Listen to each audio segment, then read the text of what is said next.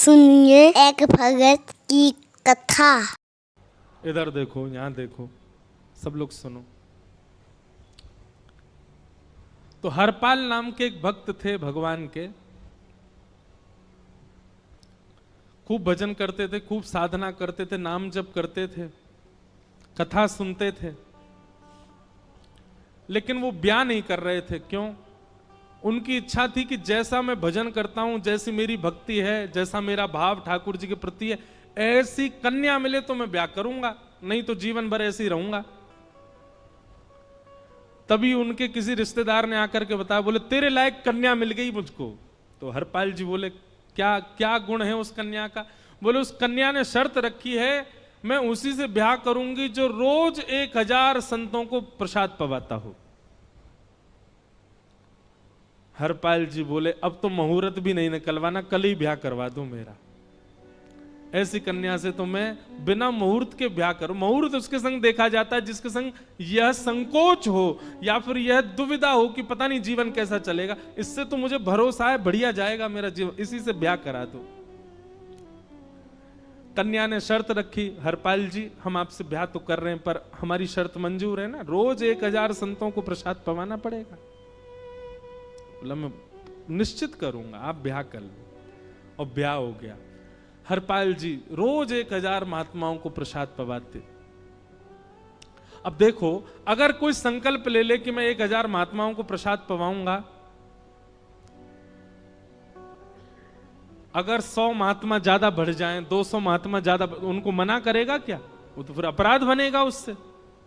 प्रसाद पवाने का संकल्प लिया तो जितने आए सबको बैठाने की जिम्मेवारी उसकी। ऐसी कथा में भी होता है, कथा में जितने लोग आए सबका स्वागत होना चाहिए, सबके लिए स्थान पर्याप्त होना चाहिए। कई जगह प्राइवेट कथा करा, हम तो मना कर देते, मत कराओ भैया, आपको अपराध लगेगा। क्यों? वैष्णव को पता चला कि कथा हो रही, वो सुनने आ गया, जगह नहीं मिली या फिर वो बैठ नहीं पाया, तो खाली रहे भले ही स्थान, पर फिर भी स्थान बड़ा रखो ताकि कोई भी आए तो कोई रहे ना कथा से, नहीं तो कथा कराने वाले को अपराध लगता है। वैष्णव बिना सुने चला गया। तो हरपाल जी ने नियम ले लिया, रोज 1000 महात्माओं को भोजन कराते। अब 1000 की जगह कभी कभी 1200 भी हो जाते, 1300 भी हो जाते, 1500 भी हो जाते, लेकिन हरपाल जी करते कुछ नहीं थे।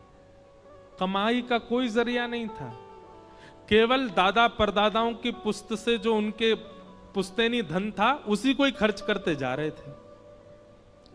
1 साल तक बढ़िया चला, 1.5 साल बढ़िया चला, लेकिन 1.5 साल बाद धीरे धीरे धन खत्म होने लगा। जैसे ही धन खत्म होने लगा, हरपाल जी बड़ी चिंता में आ गए, क्या करें। पत्नी को नहीं बताते थे। क्यों? बोले इससे तो शर्त लगी, इसको क्यों बताऊं अपना दुख, इससे तो शर्त, मेरी यही शर्त थी कि रोज 1000 संतों को भोजन कराना। तो हरपाल जी ने बाहर जाते और दुकानदारों के यहां से जाकर के कर्जा लेने लगे। वो पुराने संपन्न थे तो किसी ने कर्जा देने से मना भी नहीं किया, सब देने लगे, बोले ले जा। इतना कर्जा कर लिया, 6-7 महीने तक कर्जे में भी उनके संत सेवा बंद नहीं हुई। 6-7 महीने बाद मांगने वालों ने मांगना शुरू किया, बोले हमारा दो, हमारा दो, हमारा दो। किसी का नहीं दे पाए तो पूरे नगर में ये हो गया कि भैया हरपाल जी अब पहले जैसी स्थिति में नहीं है, कर्जा इनको देना बंद करो, ये देते ही नहीं है पैसा लौटा करके। सब बिगड़ने लगा, धन नष्ट हो गया, इज्जत चली गई, लेकिन उनकी संत सेवा नहीं रुकी, रोज संत सेवा करते। एक दिन मन में विचार करने लगे, अब क्या करूं, अब तो मुझे कोई कर्जा भी नहीं देता, गहने भी सारे बिक गए, धन भी सारा खत्म हो गया। तो हरपाल जी ने मन बनाया कि मैं चोरी करूंगा, और चोरी करके ठाकुर जी, आप लोग मत करना ऐसा, चोरी करूंगा। हरपाल जी चोरी करने जाने लगे, लेकिन हरपाल जी का नियम था कि वो किसी के धन की चोरी नहीं करते थे। संपन्न लोगों के घर में जाते थे और उनकी रसोई घर की सामग्री चुरा लाते थे, चीनी, दाल, आटा, चावल, मूंग, नमक, मिर्च, ताकि भंडारा हो जाए सवेरे। इस प्रकार महाराज चोरी होने लगी। एक घर की हुई, दो घर, अब तो हल्ला होने लगा। बोले कि घरों की सामान राशन चोरी हो जाता है। वो बड़ा विचित्र चोर है, धन नहीं चुराता है, राशन चुरा के भागता है। ऐसी चोरी होने लगी महाराज। अब तो लोगों ने अपने अपने घरों में पहरेदारी शुरू कर दी कि चोरी ना हो। तो हरपाल जी को और दिक्कत होने लगी, क्या करें, कैसे करें।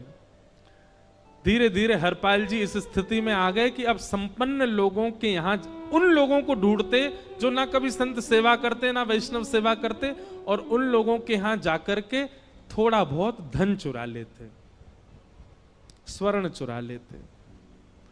करना कुछ नहीं, अपना घर नहीं बनाते थे, बसाते थे, संत सेवा करते थे। ठाकुर जी रीझ गए हरपाल से। ठाकुर जी बोले, देखो ये सब चोरी कर करके और मेरे संतों को पवारा है। ठाकुर जी बोले, इस पर अनुग्रह करने जाना है। भगवान सिंहासन से उठ करके तैयार होने के लिए गए, और बढ़िया महाराज नकली सी मूछ लगा करके, ऊपर सिर पर पाग पहन करके, और थोड़ा पेट सा बाहर निकाल के, गले में खूब सारी जंजीर डाल के, हाथों की हर उंगली में अंगूठी पहन करके, सोने की जूतियां डाल करके, कौंधनी सोने की पहन करके, और एक बैंत समझते, वृद्ध लोग लेकर के चलते, बैंत, सोने का मड़ा हुआ बैंत लेकर के ठाकुर जी तैयार हो गए, एक सेठ जी बन गए। लक्ष्मी भैया ने पूछा, भगवान बड़ा सुंदर स्वरूप धारण किया, कहां जा रहे हो? बोले, अपने भक्त से मिलने जा रहे हैं। रुक्मणी जी बोली, मैं भी चलूंगी। भगवान बोले, तुम मत चलो, तुम उसको पहचान नहीं पाओगे, तुमसे अपराध बनी जाएगा। बोले, नहीं नहीं, भक्त दर्शन करने मैं तो जाऊंगी। भगवान बोले, जल्दी तैयार हो जाओ। सब लोग इधर देखो, वहां से कोई सामग्री आ रही है, कथा यहां हो रही है, इधर देखो, और फिर हम आंख बंद कर लेंगे, चाहे आप कहीं देखो। आंख खुली है तो हमको ही देखो। रुक्मणी जी एक सेठानी बन गई, ठाकुर जी सेठ जी बन गए, और दोनों ने मन में विचार किया कि हरपाल जी को दर्शन देना है। और यहां हरपाल जी की स्थिति क्या थी? अब संत सेवा के लिए कहीं से भी धन नहीं मिल रहा था। तो हरपाल जी एक मार्ग पर जाकर के बैठ गए और सोचने लगे, कोई धनवान यहां से निकलेगा तो उसको लूट लूंगा, और लूट के भाग जाऊंगा, सारा धन संत सेवा में लगा दूंगा।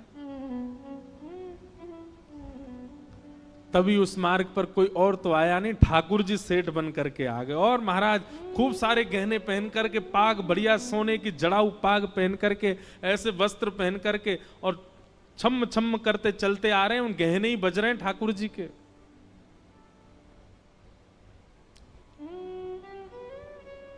हरपाल जी ने जैसे ही नेत्र खोल करके देखा,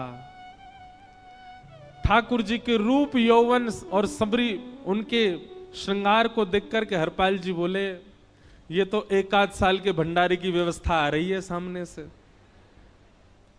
इतने में ही सेठानी जी, रुक्मणी जी भी आई। उनको ओहो, ये तो कम से कम 5-10 साल की व्यवस्था आ रही है। अगर ये दोनों लूट लिए जाएं तो 10 साल चोरी नहीं करनी पड़ेगी। देखो कितना धन संपन्न। हरपाल जी के बगल में जैसे ही ठाकुर जी पहुंचे, हरपाल जी बोले, भैया जय श्री कृष्ण, प्रणाम। ठाकुर जी तो नाराज हो गए, क्या भगवान का नाम बोलता है सुबह सुबह? तुम सब लोग बड़े पाखंडी हो, ढोंगी हो, और हमने सुना इस गांव में एक रहता है, वो चोरी डकैती करता है, और फिर कहते हैं संत सेवा करता है। ऐसी काय बात की चोरी भैया? करता तो चोरी है, भली उससे भली संत सेवा करता हो। नाम उसका हरपाल है, हम सब जानते हैं। भगवान का नाम मत लो हमारे सामने।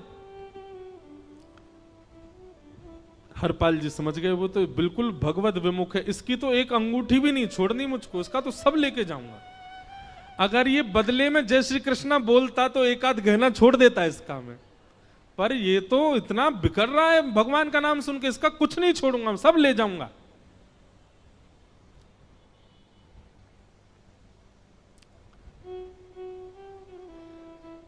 हरपाल जी बोले, हाँ भैया, एक रहता तो है डकैत इस गांव में, और उसका कोई पता नहीं है, वो कभी भी आ जाता है। लेकिन एक मार्ग जंगल में होकर के है, उसमें गांव में नहीं जाना पड़ता। जंगल से गुप्त चुप निकल करके पूरे गांव पार हो जाएंगे, आप शहर पहुंच जाओगे। उसका रास्ता मुझे ही पता है। सेठ जी बोले तो तुम हमको पार करवा दो।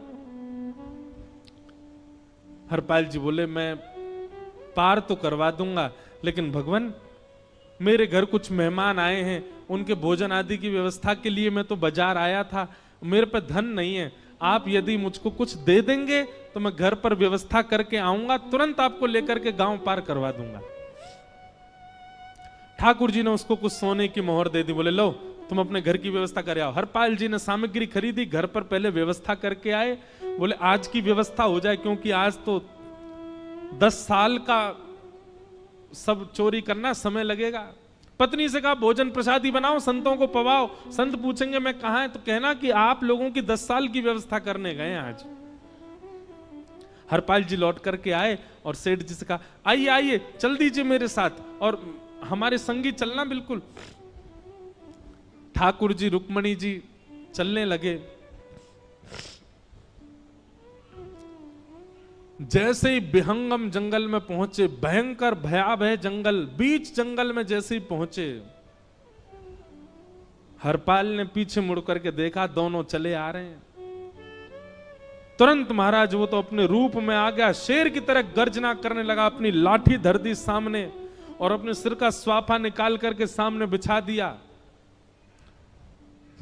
भगवान जो सेठ जी के रूप में आया, भगवान बोले भैया ये क्या कर रहे हो? बोले मैं ही हरपाल हूं।